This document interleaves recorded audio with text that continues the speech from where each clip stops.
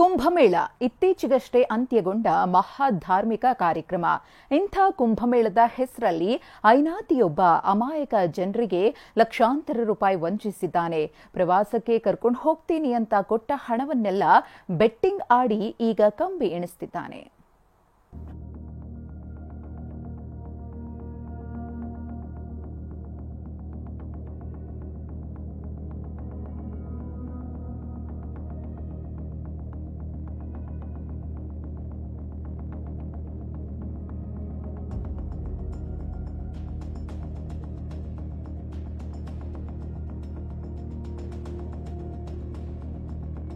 ಸಾಧು ಸಂತರ ಸಂಗಮವಾಗಿತ್ತು. ಭಕ್ತರ ಜನಸಾಗರವೇ ಹರಿದಿತ್ತು. ಎಲ್ಲೆಲ್ಲೂ ಭಕ್ತಿಯೇ ಮೇಳೈಸಿತ್ತು. ಪ್ರಯಾಗ್ರಾಜ್ನ ಮಹಾಕುಂಭ ಮೇಳ ನೋಡಿ ಕಣ್ತುಂಬಿಕೊಳ್ಳಬೇಕೆಂಬ ಹಂಬಲ ಹಲವರದ್ದು. ಇಂಥವರನ್ನೇ ಟಾರ್ಗೆಟ್ ಮಾಡಿದ್ದ ಈ ಐನಾತಿ ಲಕ್ಷ ಯಾಮಾರಿಸಿದಾನೆ.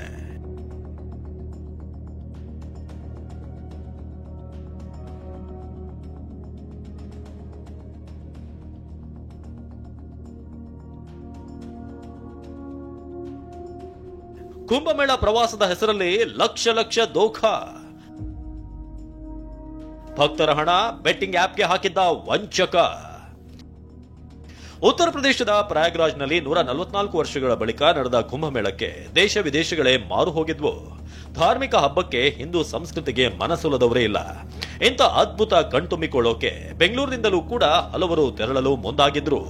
ಇಂತಹವರನ್ನೇ ಟಾರ್ಗೆಟ್ ಮಾಡಿದ್ದ ಐನಾತಿಯೊಬ್ಬ ನಯವಾಗಿ ಯಾಮಾರಿಸಿದಾನೆ. ಈತನೇ ನೋಡಿ, ಬೆಟ್ಟಿಂಗ್ ಭೂಪ ವಿಜಯನಗರ ನಿವಾಸಿ ರಾಘವೇಂದ್ರ ರಾವ್. ಇವನು ವಂಚಿಸಿದ್ದು ಹೇಗೆ ಅನ್ನೋದನ್ನ ನೋಡೋದಾದ್ರೆ, ಪಾಂಚಜನ್ಯ ಟೂರ್ಸ್ ಅಂಡ್ ಟ್ರಾವೆಲ್ಸ್ ಹೆಸರಲ್ಲಿ ಪ್ರವಾಸ ಕರೆದೊಯ್ಯೋದಾಗಿ ಫೇಸ್ಬುಕ್ ನಲ್ಲಿ ಜಾಹೀರಾತು ಹಾಕಿ ಆಫರ್ ನೀಡಿದ್ದ. 7 ದಿನಗಳ ಪ್ರಯಾಗ್ರಾಜ್ ಪ್ಯಾಕೇಜ್ಗೆ 49,000 ರೂಪಾಯಿ ಹಣ ನೀಡಿದ್ರು. ಫ್ಲೈಟ್ ಟಿಕೆಟ್ ಬುಕ್ ಮಾಡಿ ಕೊನೆಗೆ ಕ್ಯಾನ್ಸಲ್ ಮಾಡ್ತಿದ್ದ. ತನ್ನ ಅಕೌಂಟ್ಗೆ ಬಂದ ಹಣವನ್ನೆಲ್ಲ ಬೆಟ್ಟಿಂಗ್ ಆಪ್ಗೆ ಹಾಕಿ ಲಾಸ್ ಆಗಿದ್ದ. ಜನರಿಂದ ಸುಮಾರು 70 ಲಕ್ಷ ರೂಪಾಯಿ ವಂಚನೆ ಮಾಡಿದಾನಂತೆ.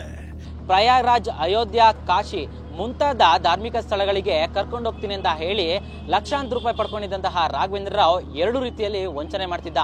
ಮೊದಲನೇದಾಗಿ ಆತ ಒಂದಷ್ಟು ಜನರನ್ನ ಪ್ರಯಾಗ್ರಾಜ್ಗೆ ಫ್ಲೈಟ್ ನಲ್ಲಿ ಟಿಕೆಟ್ ಬುಕ್ ಮಾಡಿ ಕರ್ಕೊಂಡೋಗಿ ಅಲ್ಲಿಂದ ರಿಟರ್ನ್ ಟಿಕೆಟ್ ಬುಕ್ ಮಾಡದೆ ತನ್ನ ಮೊಬೈಲನ್ನ ಸ್ವಿಚ್ ಆಫ್ ಮಾಡ್ಕೋತಿದ್ದ. ಮತ್ತೊಂದು ರೀತಿಯಲ್ಲಿ ಅಂದ್ರೆ ಆತ ಇಲ್ಲಿಂದಾನೇ 2 ರೀತಿಯಲ್ಲೂ ಸಹ ಟಿಕೆಟ್ ಬುಕ್ ಮಾಡ್ತಾ ಇದ್ದ. ಆದ್ರೆ ಟಿಕೆಟ್ ಅನ್ನ ಬುಕ್ ಮಾಡಿ ತದನಂತರ 2 ದಿನಗಳಲ್ಲೇ ಆ ಟಿಕೆಟ್ ಅನ್ನ ಕ್ಯಾನ್ಸಲ್ ಮಾಡಿ ತನ್ನ ಅಕೌಂಟ್ಗೆ ಹಣವನ್ನ ಮತ್ತೆ ವರ್ಗಾಯಿಸಿಕೊಳ್ತಿದ್ದ. ತದನಂತರ ತನ್ನ ಮೊಬೈಲ್ ಅನ್ನ ಸ್ವಿಚ್ ಆಫ್ ಮಾಡಿಕೊಂಡು ಅಮಾಯಕ ಜನರಿಗೆ ವಂಚನೆಯನ್ನ ಮಾಡಿದ್ದ. ವಂಚನೆಗೊಳಗಾಗಿದ್ದ 20 ಜನರು ಗೋವಿಂದರಾಜ್ ನಗರ ಪೊಲೀಸರಿಗೆ ದೂರು ನೀಡಿದ್ರು. ದೂರು ಸ್ವೀಕರಿಸಿದ ಪೊಲೀಸರು ರಾಘವೇಂದ್ರ ಜೊತೆ ಆತನ ಗೆಳೆಯ ಅಜಯ್ ರಾವ್ನನ್ನು ಕೂಡ ಬಂಧಿಸಿ ವಿಚಾರಣೆ ನಡೆಸುತ್ತಿದ್ದಾರೆ. ಪ್ರದೀಪ್ ಚಿಕ್ಕಾಟಿ, TV9, ಬೆಂಗಳೂರು.